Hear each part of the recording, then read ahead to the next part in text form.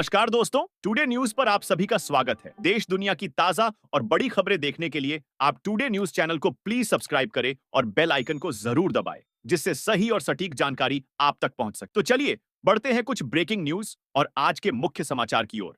तो देखिए आज की पहली बड़ी खबर। आज 5 जुलाई 2025 दिन शनिवार को नेशनल वर्कहॉलिक्स डे हर साल मनाया जाता है। यह दिन खास तौर पर उन लोगों को समर्पित है जो हमेशा काम में व्यस्त रहते हैं और शायद ही कभी अपने लिए समय निकाल पाते हैं।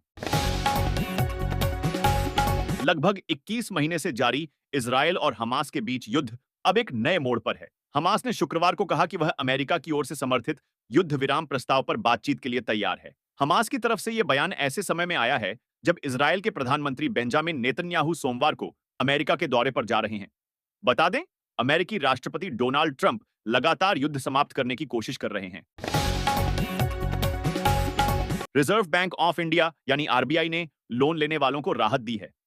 दरअसल आरबीआई ने फ्लोटिंग इंटरेस्ट रेट वाले लोन पर प्रीपेमेंट चार्ज खत्म करने का फैसला किया। रिजर्व बैंक का यह नया नियम 1 जनवरी 2026 से लागू होगा।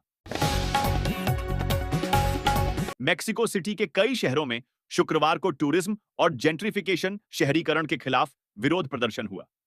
कोंडेसा और रोमा जैसे टूरिस्ट एरिया में शांतिपूर्ण तरीके से शुरू हुआ प्रदर्शन बाद में हिंसक हो गया। मुकेश अंबानी ने अपनी लीडरशिप वाले कॉर्पोरेट ग्रुप रिलायंस इंडस्ट्रीज में रीस्ट्रक्चरिंग की एक प्रोसेस शुरू की है। इसमें कैंपा कोला जैसे 15 से ज्यादा एफएमसीजी ब्रांड्स को मिलाकर एक नई कंपनी बनाई जा रही है, जो अभी रिलायंस रिटेल वेंचर्स का हिस्सा है। भारतीय शेयर बाजार में जैन स्ट्रीट ग्रुप मामले ने एक बड़े घोटाले को उजागर किया है। सीबी ने इस अमेरिकी ट्रेडिंग कंपनी पर बाजार में 4 करोड़ 8,43,557 करोड़ रुपए के हेरफेर का आरोप लगाया है। इससे घोटाले से छोटे निवेशकों को भारी नुकसान हुआ है।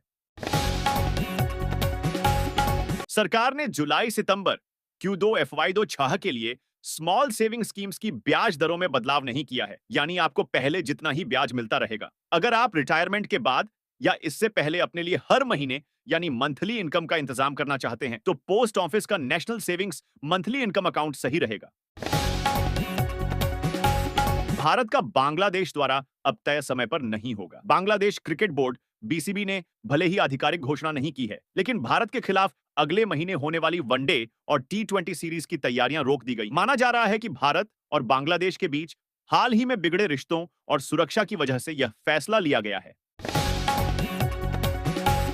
नेशनल पेमेंट स्कीम एनपीएस के तहत मिलने वाले टैक्स बेनिफिट्स अब नई शुरू की गई यूनिफाइड पेंशन स्कीम यूपीएस में भी मिलेंगे। फाइनेंस मिनिस्ट्री ने शुक्रवार 4 जुलाई को अपने इस फैसले की घोषणा की है। नेशनल हेरल्ड केस में कांग्रेस नेता सोनिया गांधी के वकील अभिषेक मनु सिंघवी ने कोर्ट में दलील दी कि एजेएल एसोसिएटेड जर्नल्स लिमिटेड का कर्ज चुकाना एक वैध कारोबारी फैसला था। हर कंपनी को कानूनन अपना कर्ज उतारने का अधिकार है और हमने भी वही किया। एजेएल की संपत्ति अभी भी हमारे पास है और कोई ट्रांसफर नहीं हुआ है। 28 साल के पुर्तगाली फॉरवर्ड डिएगो जोटा का कार एक्सीडेंट में निधन हो गया। वह लिवरपूल से भी खेलते थे। मीडिया रिपोर्ट्स के मुताबिक पुर्तगाली सीमा के जमोरा प्रांत में उनके कार का एक्सीडेंट हो गया। डिएगो जोटा एक लैम्बोर्गिनी चला रहे थे। स्थानीय खबरों के अनुसार उनके कार का टायर फट गया, उनकी कार पलट गई और फिर उसमें आग लग गई। जडेजा ने तोड़ा बीसीसीआई का नियम। टीम बस छोड़कर कार से पहले पहुंचे स्टेडियम, अकेले मैदान में प्रैक्टिस की। बर्मिंघम में इंग्लैंड के खिलाफ दूसरे टेस्ट के तीसरे दिन रविंद्र जडेजा ने भारतीय क्रिकेट कंट्रोल बोर्ड बीसीसीआई के नए नियमों को तोड़ दिया। बीसीसीआई ने ऑस्ट्रेलिया दौरे के बाद नियम बनाया था कि कोई भी खिलाड़ी अकेले मैदान पर नहीं जाएगा, सभी खिलाड़ी टीम बस के साथ एक साथ जाएंगे। लेकिन जडेजा ने यह नियम तोड़ा। उन्होंने बर्मिंघम के एजबेस्टन ग्राउंड में जल्दी मैदान पर पहुंचकर बैटिंग की प्रैक्टिस की।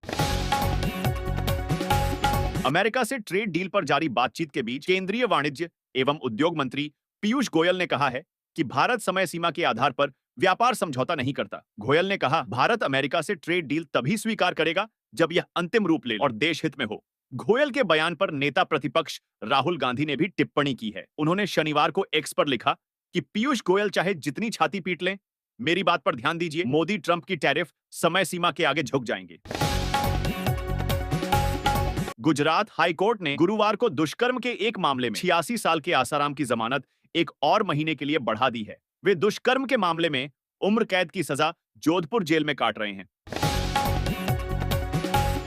पंजाब के लुधियाना की अनन्या जैन ने देश भर में common university entrance test under graduate CUET UG 2025 में टॉप किया है। उसने अकाउंट्स, बिजनेस स्टडीज, मैथ्स और इकोनॉमिक्स में 100 परसेंटाइल पाए हैं। अनन्या जैन ने पखोवाल रोड के DAV पब्लिक स्कूल से कॉमर्स में 12वीं पास की है। दोस्तों, टुडे न्यूज पर हमेशा इसी प्रकार की ताजा खबरें, ब्रेकिंग न्यूज के साथ साथ देश दुनिया के बड़े अपडेट हमारे चैनल के माध्यम से आपके मोबाइल पर हमेशा मिलते रहेंगे। अगर अभी तक आपने इस वीडियो को लाइक और चैनल को सब्सक्राइब नहीं किया है तो प्लीज कर लीजिए और नोटिफिकेशन बटन को भी ऑन कर लीजिए। चैनल पर बने रहने के लिए धन्यवाद। जय हिंद, जय भारत, सत्यमेव जयते।